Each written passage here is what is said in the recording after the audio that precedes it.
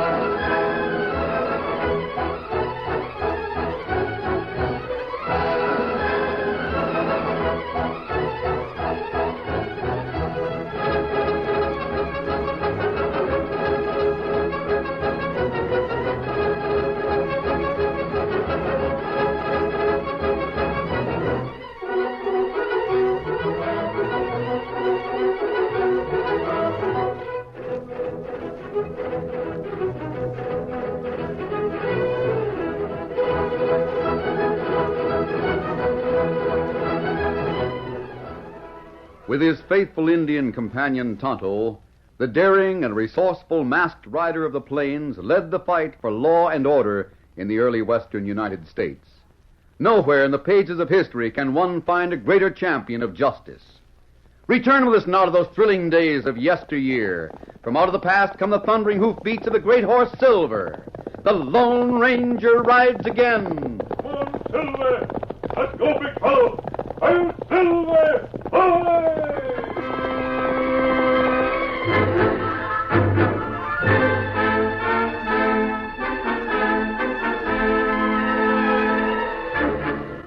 The Lone Ranger and Tonto were traveling south when they sighted a string of mules hitched to a heavy wagon. Then they recognized the mule skinner, an old friend called Thunder Martin. They hurried to meet him. Oh, Silver, hold on. Oh, man. Oh, you major packers, don't be on the side like this. Whoa, I tell ya. Martin, it's good to see you again. Oh, if I'd have been taking a whack out of a bottle of tornado juice, I'd say I was seeing things. How are you? Fine. Tonto, you old ran-gudgeon, you're a sight for sunburn eyes. How, Thunder? Well, me, I'm a downcast, disheartened, and all-fired miserable critter. Aren't you working at Clarabelle Hornblow's ranch anymore? Clarabelle and me are split up. You are? She said things that no man could take and hold his head up. That there woman is the most talking woman I ever knowed. Yeah, sure, miss her. Oh, why? What did she say to you? Well, she waggled that shotgun under my nose and said she'd blow my head off if I didn't get. Steady, Silver. Did she mean it seriously? Well, just as a sample of how she meant it, she fetched me a whack with that skillet that darn near twisted my head so as I could scratch the back of my neck with my front teeth. I suppose I'm to blame in a way, but she should not have held it against me. I sure miss that she-male.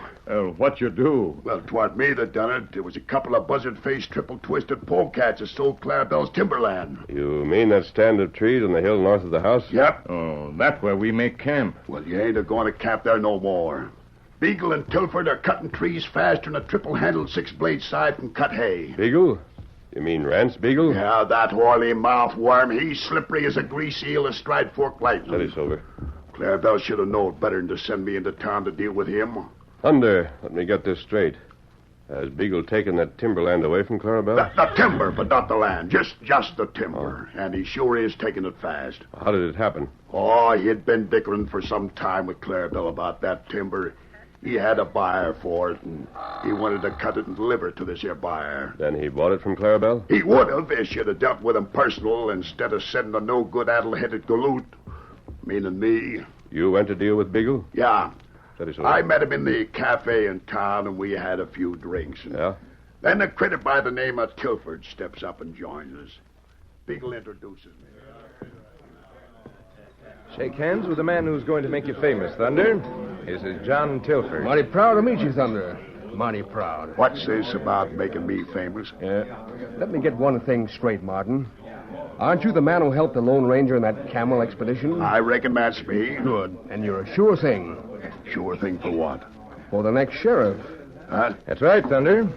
Mr. Tilford has made many a man famous. Now, if you're a good sheriff, we might run you for governor. Who knows, you might even get to be president. You'll accept, won't you, Thunder? Well, gosh, Mr. Beagle, Why, it's your duty. Now, just sign your name here. What's this? Well, we can't make you sheriff without your permission. You'll have to sign both copies. Go on, Thunder, sign it. And let Mr. Tilford start you on the road to fame. Well, I signed that bad paper, never thinking it might be something different from what those crooks said. You know, I plumb forgot all about Clarabelle's timber deal. The fact is, I didn't think no more about it till I got back to the ranch and told Clarabelle what had happened. Clarabelle said she never heard of Mr. Tilford. I never heard of him, and what's more, I don't think he knows enough to come in out of the rain. Now, Clarabelle... If he did, he wouldn't talk about making you a sheriff. Clarabelle, I might make a first-rate lawman. What was Tilford after? Did you spend all you had buying him drinks or lend him cash or No, something? I didn't do nothing of the sort. What about that timber deal? Well, you see, Clarabelle, we got to talking about my work after I got to be sheriff, and it got so late that Mr. Beagle had to leave. Then you didn't make a deal. No, but we... Of all the good-for-nothing galoots, I go to all the trouble to get a legal paper so as you can sign a contract for me and what you do... The door. I'll see who it is. You get out of my way. Well... Oh, it's you, Mr. Beagle. Howdy, Miss Hornblow. I'm sure glad to see you. Step right in, won't you? Thanks. Hello, Martin. Hey, you must have just about followed me from town. I'm sorry Thunder's such an addle-headed old goat. Expect he clean forgot about that deal on the timberland. Forgot about it. Well, I was just trying to tell her about Mr. Tilford and about me being a sheriff. Oh, but Thunder didn't forget about it, Miss Hornblow. We made a deal for your timber. You what? Huh? Here's the agreement. I brought your copy to you, all signed and witnessed. Who signed it? Well, you did, Thunder. Let me see that. Yeah, maybe you left a few details in that bottle on the bar, Thunder? Thunder Martin, this here's your handwriting. There ain't no mistaking that hen scratching you make when you get your hand on a pen. Where's the money you got? And I didn't get no cash. Now, just a minute.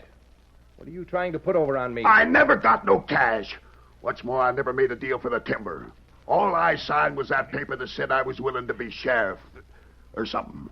Did you read that paper? Well, not exactly.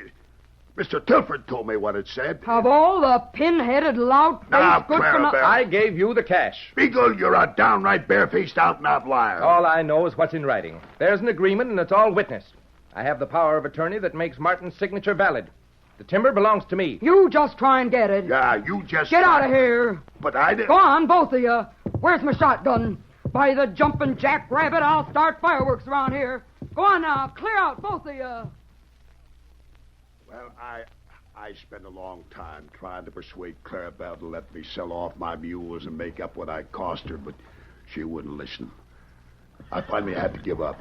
Thunder, there must be some way we can adjust things. Hey! Did you say we? Yes. You mean to say you'll help me? Thunder, you said these men had started cutting trees. They sure as shooting have. What is it? I went through the valley between the range and the hill, and those critters are cutting timber like hungry beavers. They got a lot of men working for them. I wonder if they're working against time. Well, I don't know about that. You know what Beagle is going to do with the timber? Yeah, I know that. He's selling it to the railroad for ties. I'd like to see that agreement. Well, Clarabelle's got a copy of it.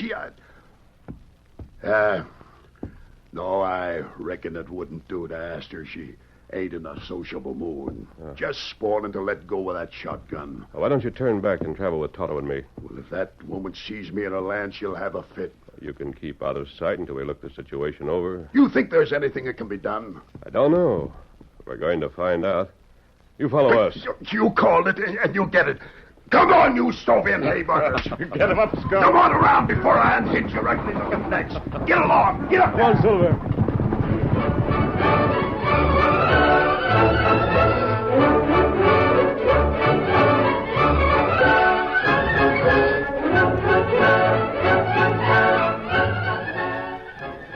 Clarabelle Hornblow had developed a stern manner and an iron will through the years of fighting to hold and manage her ranch.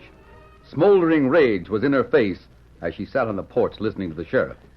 You see, Clarabelle, before I went to the woods to talk to Beagle and Tilford, I called on Lawyer Crane. He's always willing to help me out on legal facts and things. All right, Slewfoot. You talked to Nosy Crane. Skip that. What I want to know is how you made out with Beagle. Well, Clarabelle, I don't like to say this. Get on with it. Beagle's got you. Legal? Yep. Airtight, Clarabelle. You should see his camp up there on the side of your hill. I don't want to see it. You look right over yonder, straight across the valley, and you can see smoke rising above the trees. That's where Beagle's thrown up a headquarters shack. Never mind that part of it. He's got about 50 men working, cutting trees like blue blazes. I know he's got men working, and I know he's cutting trees. Sakes alive, I got ears, ain't I? I hear 'em when the wind's right. Well, I'm trying Get to cases. What'd you say to Beagle, and what'd he say to you? I told him you'd sent me, and he said he'd been expecting me. He showed me the agreement that had been signed by Thunder Martin. Scald old goat-eyed. Huh? Go ahead. Then what? That paper didn't leave nothing out. It told how he'd paid $5,000 for the right to take timber from that hillside land. I read the agreement. I got a copy of it. Well, he had a paper giving Martin the power of attorney to sign for you. And he had everything witnessed and all in order. He claims he paid Martin the $5,000. He lies. You'd already set the price at $5,000, hadn't you? Sure, we talked the price over some time ago. Price was all right, only he didn't pay it. Maybe he's telling the truth. Meaning what? Maybe he did give Thunder the money. That'll do. Now, look. $5,000 is more cash than Thunder'd ever seen in his whole life. With such temptation, any man might Listen to me, you hammer-headed, third-rate excuse for a lawman. Thunder may be a jughead. He may be the ugliest-looking, simple-minded galoot that ever came over the trail. And he may lie like a quarter breed and cuss like a magpie. But the old fool's honest. Get that through your thick skull. What's more, Thunder wouldn't let $5,000 come between him and me. No, $5 million. He says he didn't get that cash, and he didn't get it. All right, Clarabelle. What's so funny about it? I only said that to see how you felt about Thunder. I'm hanged if you ain't in love with him. Love, my eye. Woman my age in love. It's only that I got used to having the old galoot and his mules around here. I know. I figured on making him manager of the place. That is why I fixed things, so as he could go ahead and make the deal with Beagle. Should have known better than to let Thunder deal with a man that's got brains. It weren't fair. Someone's coming. And fast. We better get to the side of the house and see who it is. It's probably Slim Farnsworth. I sent him into town for some supplies.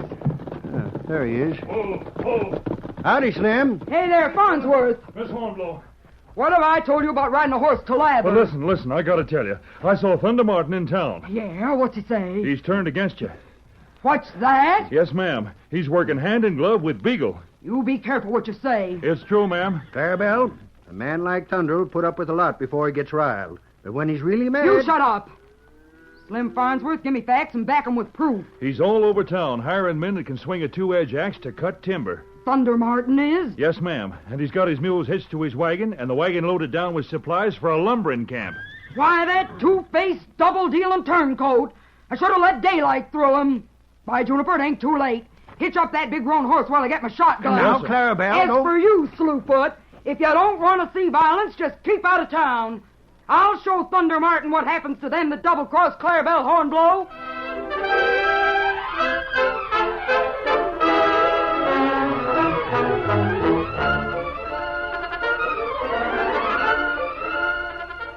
The curtain falls on the first act of our Lone Ranger story. Before the next exciting scenes, please permit us to pause for just a few moments.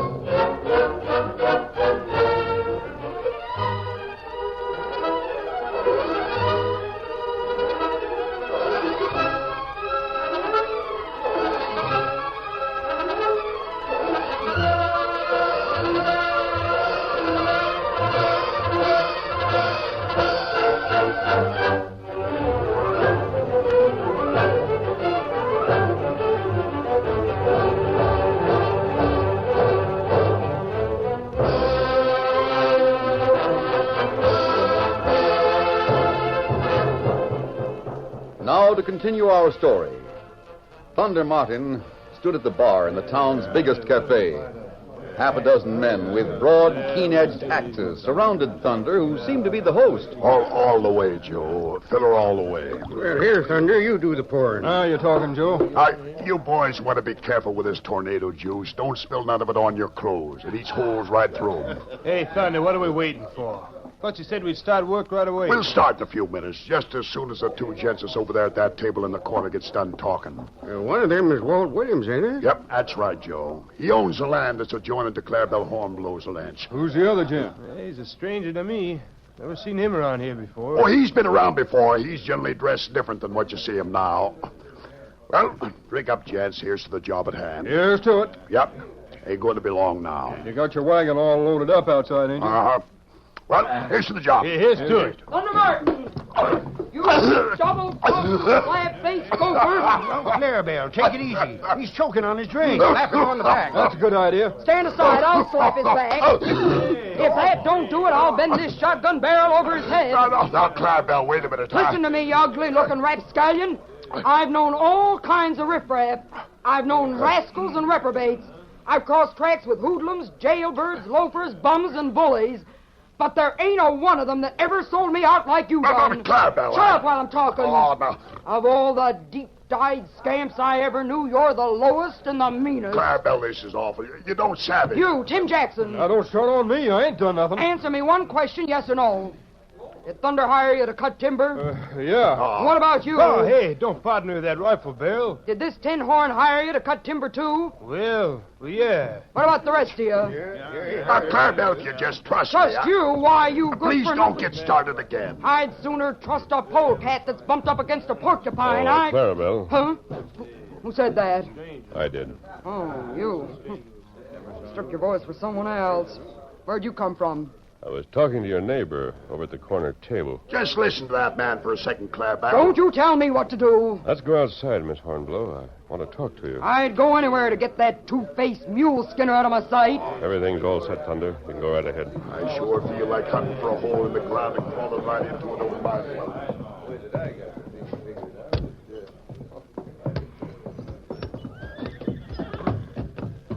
Now that we're out here, I have something to tell you. You better go your way, and I'll go mine. I don't want nothing to do with anyone that's friendly with Martin. Just a minute, Clarabelle. You're wrong about Thunder. Wrong my eye. Sold me out. No, he didn't. Don't tell me, stranger. I know We're what not, I'm talking... strangers. Huh? A moment ago, you thought you recognized my voice. Yeah, but I Do you thought... recognize the white horse over there at the rail? White horse? Hey, that looks like...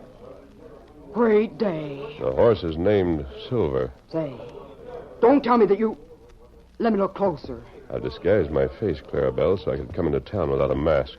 Well, I'll be doggone. While I was in the cafe, I talked to your neighbor, Which one? Walt Williams. Oh, He also owns timberland on the hill. I know that. It's right next to the land that you leased to Beagle. Yep.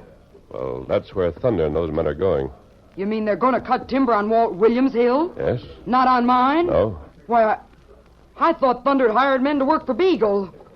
But I don't get it. Why's Thunder to cut timber? Believe me, Clarabelle, it'll all be clear to you by the first of the month. Now, in the meantime, I want to use the valley. The valley? The valley between your house and the hill where Beagle's cutting trees. I want it for a camp.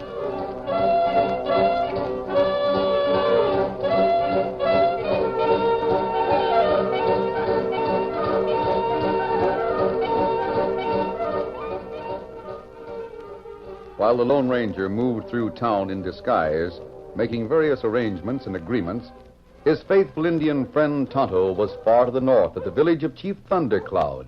Thundercloud. Many time you say you like help, good friend. That true, Tonto. My people in heavy debt to you and friend with mask on face. Well, how you like to hunt in New Valley? New Valley? Ah. That valley to south where Indian never hunt. Maybe you move there for many moons.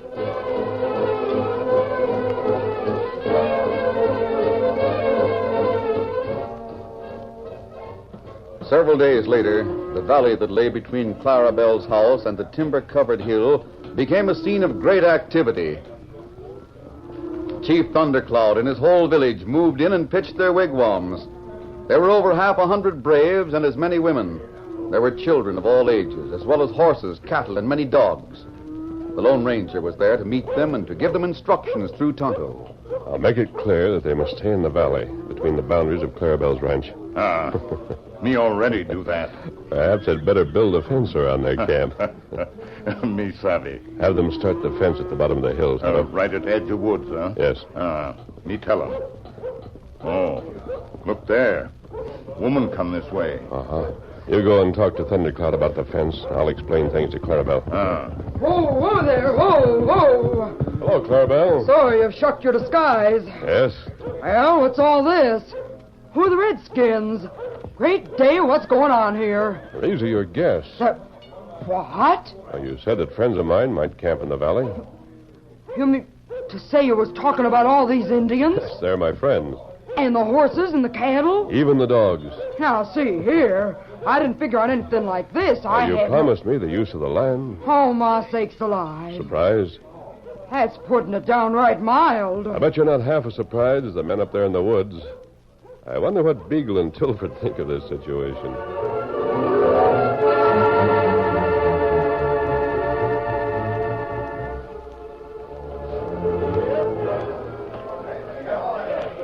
What do you make of it, Tilford? Your guess is as good as mine. I suppose there's no call for us to be concerned as long as those Redskins stay in the valley. I hope they stay there. That's what I hope. Me, too. Hate to have an Indian fight on our hands. I don't think Just a minute, Beagle. Look over there. Someone on a horse. Don't you see who it is? Thunder Martin. What's he doing here? Oh there. Oh. We're armed, Martin. Don't you start anything. Well, Tilford, you ain't making no bones about being tied up with Beagle, are you? Why should I? You weren't interested in lumbering when I first met up with you. You were talking politics. What do you want here? Me? Oh, I just dropped by to tell you that Tilford ain't the only one that changed his interest. I changed, too. What do you mean? If you'd have been around town, you'd have heard about it. I'm cutting timber the same as you are. What? You? Where? I got a sort of a deal with Walt Williams. His timber's right over yonder there. I don't believe you. He wouldn't sell it a fair price. He wouldn't give it away for nothing like Clarabelle's doing, but he was willing to listen to reason. Who you cutting timber for?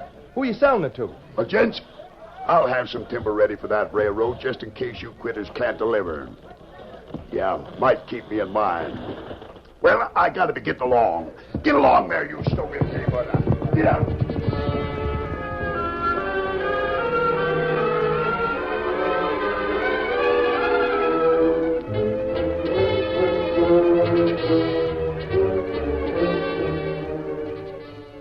Each day saw more timber cut, trimmed, and stacked in Rance Beagle's camp.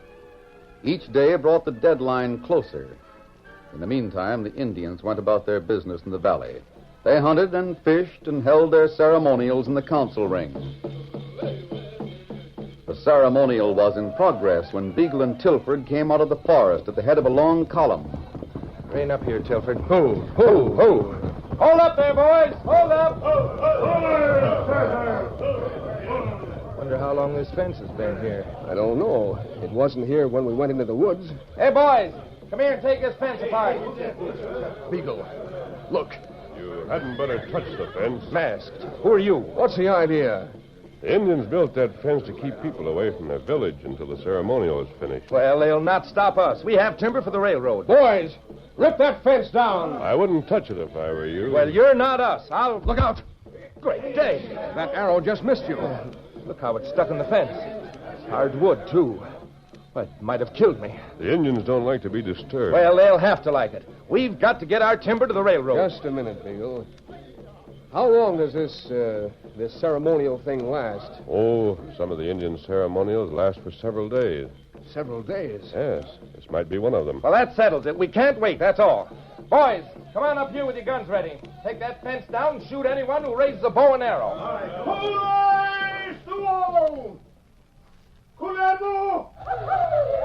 Beagle, look at them. Every one of them is watching us. Everyone has an arrow knocked to the bow. But we've got to get through, boys. We've got to fight our way through. We'll have to fight. That's all there is to it. Not me. I don't want an arrow in my hide. Help me out. Are you afraid of a pack of Indians? You bet. I'm mighty scared of them. Listen, you fools. We don't get the timber to the railroad, we can't get our money. None of you'll get paid. How about going in the opposite direction, over the top of the hill? We can't haul this timber uphill. Doesn't look as if you're going through the valley. You've got to help me. You've got to suggest something. If I don't get the timber out right away, I'm ruined. These men will take every dime I have for their pay. Well, do you think I can wave a hand and make the Indians move out of the valley so you can go through? Well, look who's here. It's Martin again. Howdy, gents. You cut off by the Redskins? I thought you had a hand in this, Martin. What would you do about it, you sidewinder? Maybe that there choo-choo outfit will be in the market for my timber after all. I'll bet you did have a hand in this. Well, you never can tell. I got a mighty big hand. Martin, I know when I'm up against a situation. Can you deliver timber to the railroad? I reckon so. What do you take for timber enough to fulfill my contract? Why should he sell to you, Beagle? You'd resell to the railroad at a profit. You keep out of this. Martin might get a much better price from the railroad. Martin, I've got to pay off these men. I've got to make enough for that. I'm sorry we played a trick on you. Tell you what I'll do, Beagle. You offered Clarabelle $5,000. Will you take $5,000? Make it $6,000. Done. For $6,000, I'll guarantee that you can fill that contract you got. Is that all right with you? Yes. Let me see the cash. Tilford, you have the cash. Right. Hold out your hand, Martin. I'll count it out. We can leave the timber we cut right where it is. Williams' property lies beyond where these Indians are camped. $6,000. That's right, Tilford. I'll take this to Clarabelle. To Clarabelle? I never said what timber you could deliver. You just go right ahead and deliver what you got cut. Well, but you... What about the timber you cut? All me and the boys didn't cut much. I reckoned about $10 for each of my men will pay them for all they did. Then you have no timber? Nope.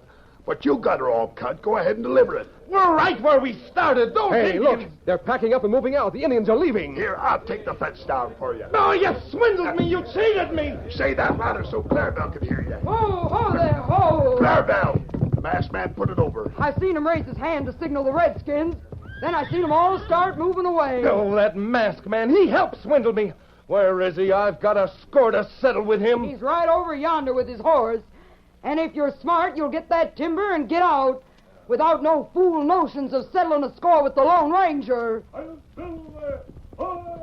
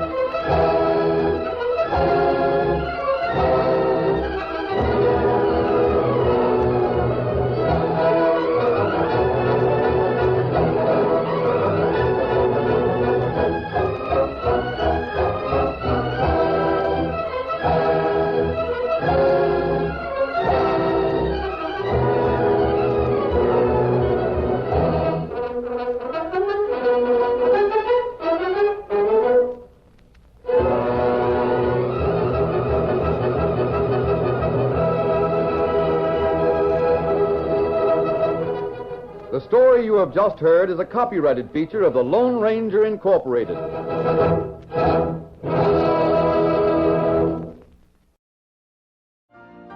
You've been listening to the OTR Gold Network. Find more classic radio at otrgold.com.